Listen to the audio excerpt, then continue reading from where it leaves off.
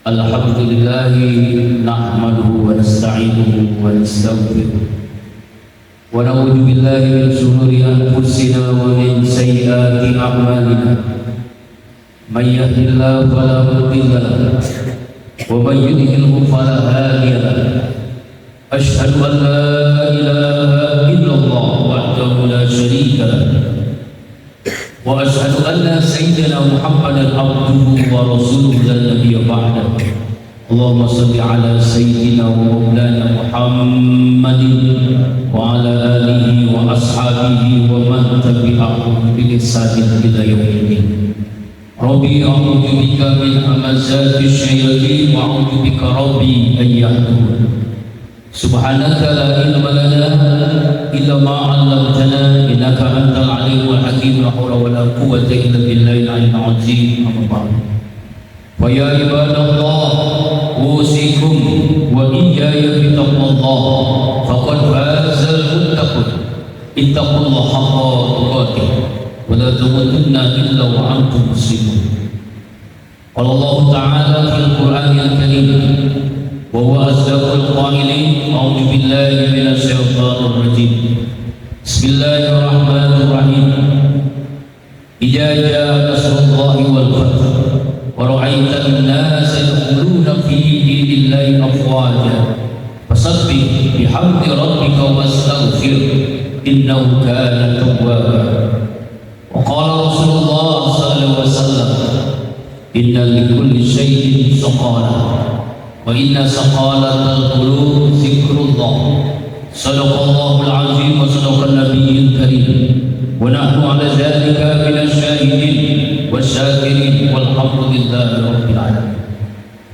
Ma'asyiral muslimin wa jumlatul mu'minin, sidang Jumat Masjid Az-Zikra rahimakumullah. Tidak ada sikap yang terbaik sebagai hamba Allah yang bertauhid. Cepat atau lambat semua kita akan menghadapi kematian, kecuali langkah takwa yang selalu menyertai kita dimanapun, kapanpun, dan insya Allah dalam kondisi bagaimanapun. Wa tazawwadu fa inna khairal taqwa. Berbekalah kalian, sebaik-baik bekal adalah takwa. Istiqomah menjalankan seluruh perintahnya, sabar menjauhi larangannya. Ma'asyiral muslimin rahimakumullah. Sebagai bangsa baru saja kita memperingati kemerdekaan negeri kita yang ke-81. Atas berkat rahmat Allah lah kemerdekaan negeri ini bukan hadiah dari Jepang atau kado dari Belanda, tapi benar-benar atas berkat rahmat Allah, dan itu tercantum dalam pembukaan Undang-Undang Dasar 1945 dengan jujurnya para pendiri bangsa ini. Dalam khutbah Jumat ini, bagaimana sebenarnya kita ini sudah merdeka atau tidak?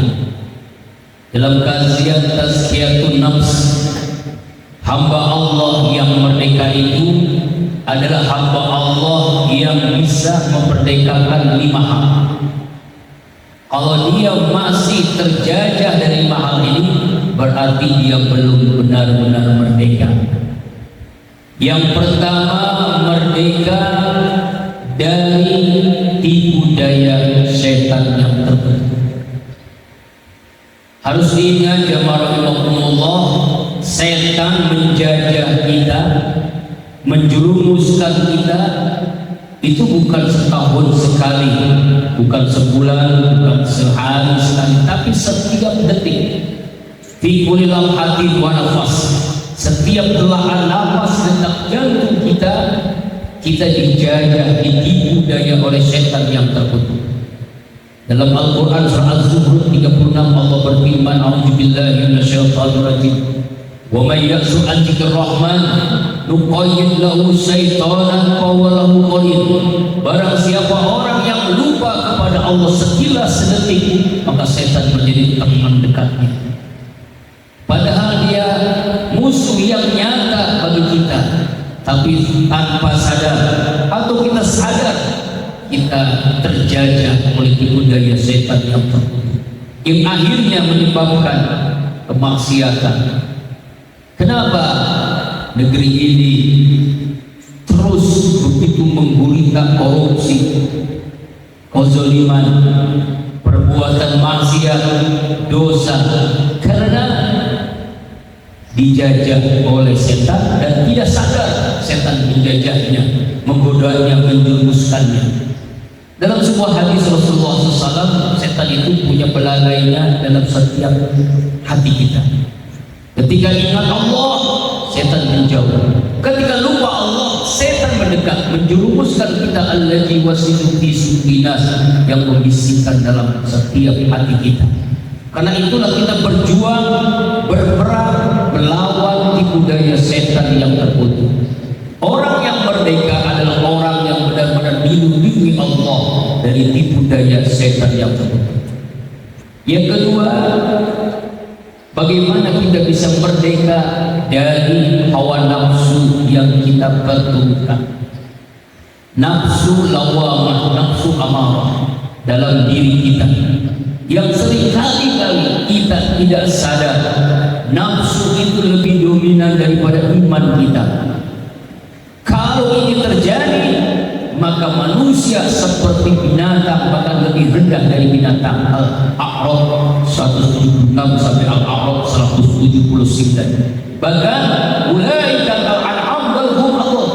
Mereka itu bagaikan binatang ternak, lebih rendah dari binatang.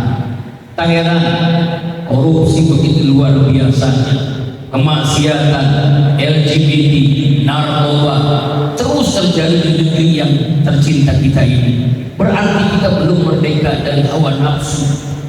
Nafsu yang lebih dominan, akhirnya iman dipasari nafsu. Itulah makanya kita harus menguatkan iman kita, agar kita tidak mudah terjajah oleh nafsu lawamah amarah dalam diri kita. Kalau manusia imannya bisa mengalahkan nafsunya, mereka ini sama dengan malaikat, bahkan lebih tinggi kedudukan dari malaikat. Kenapa? Malaikat Allah ciptakan tidak punya nafsu, kita punya nafsu, tapi nafsu kita mampu kita kendalikan dengan iman. Pengimanan nafsu, iman menguasai nafsu. Kalau ini terjadi, inilah orang yang bahagia, berarti dia sudah merdeka dari nafsu yang menguasai diri. Kemudian yang ketiga, kita membuka, memerdekakan diri dari hubud dunia, cinta dunia. Hubud dunia ra'su kulli khati'ah, dalam sebuah hadis Rasulullah SAW. Cinta dunia itulah awal perbuatan maksiat. Kenapa orang melakukan penipuan, kezaliman, zina, mabuk, judi, memfitnah, riba, korupsi, rentenir riba? Karena hubud dunia. Padahal dia tahu wal akhiratu khairul laka minal ula, akhirat lebih baik dan lebih kekal.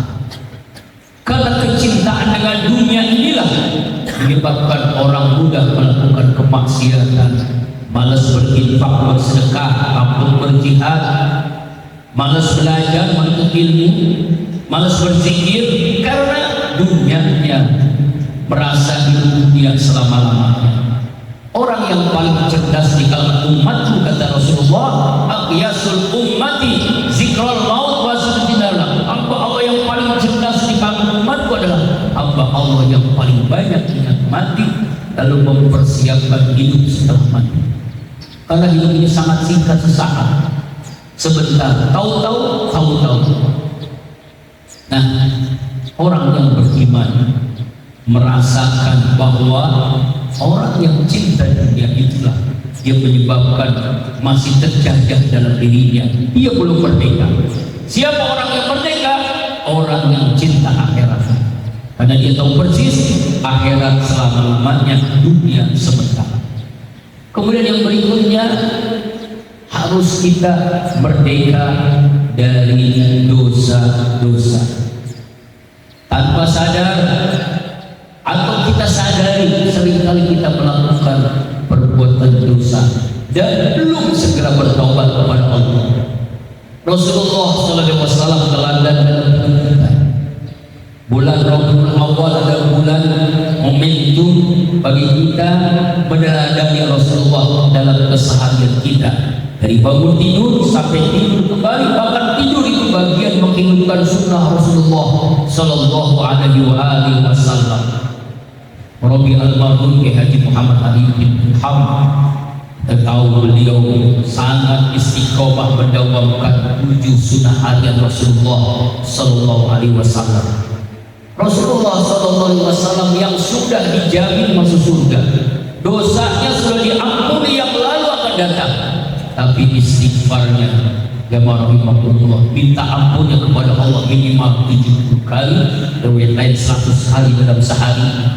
Apakah lagi kita yang melakukan dosa kemaksiatan begitu banyaknya, mata melihat yang tidak pantas, telinga mendengar yang tidak bermanfaat, mulut berkata kasar, dusta, ghibah, fitnah, tangan menyentuh yang bukan mahram, kaki melangkah ke tempat yang Allah nggak ridho, kemaluan berzina atau kemaksiatan yang begitu luar biasa, belum segera bertaubat. Padahal kita yakin dalam hadis Rasulullah, at-taib minal dzambi ila dzambillah, orang yang bertobat dari dosa seperti orang yang tidak pernah melakukan dosa.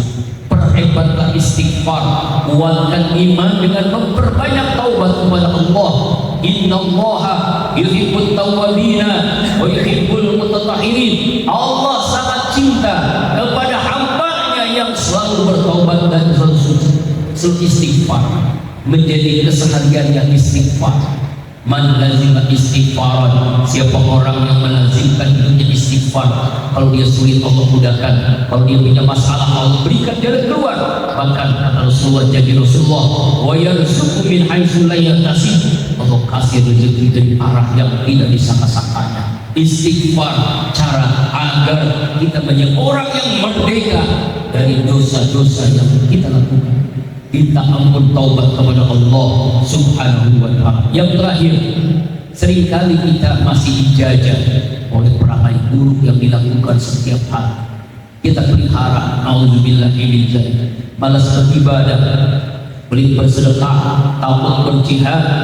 Inilah perangai buruk yang dipelihara karena tipu daya setan, karena hawa nafsu yang diperturutkan, karena cinta dunia, karena dosa-dosa lalu dipelihara itu.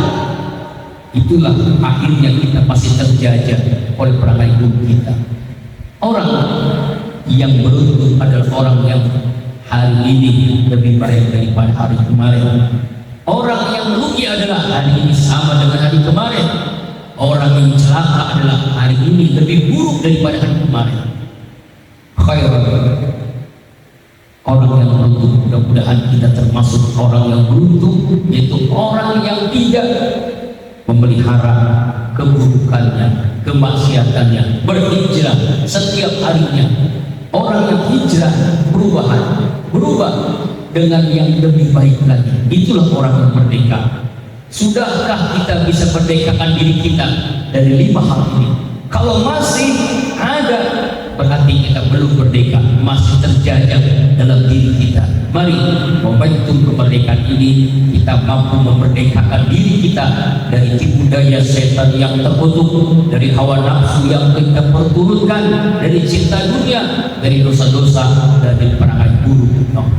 Semoga Allah memberikan kita kekuatan, perlindungan dan hidayahnya sehingga kita mampu merdeka benar-benar dalam diri kita, sehingga kita tidak terjajah lagi. Amin ya Allah ya rabbal alamin. A'udzu billahi minasyaitonir rajim. Bismillahirrahmanirrahim. Idza jaa nasrullahi wal fath wa ra'aitan nasa yadkhuluna fi dinillahi afwaja fasabbih bihamdi rabbika wastaghfir innahu kana tawwaba. Barakallahu li wa lakum fil Qur'anil Karim wa nafa'ani minal ayati wa dzikril hakim wa taqabbal minni wa minkum tilawatahu innahu samiul alim. Aqulu qawli hadza wa astaghfirullah li wa lakum wa lisa'iril muslimina wal muslimat wal mu'minina wal mu'minat fastaghfiruhu innahu wal ghafurur rahim.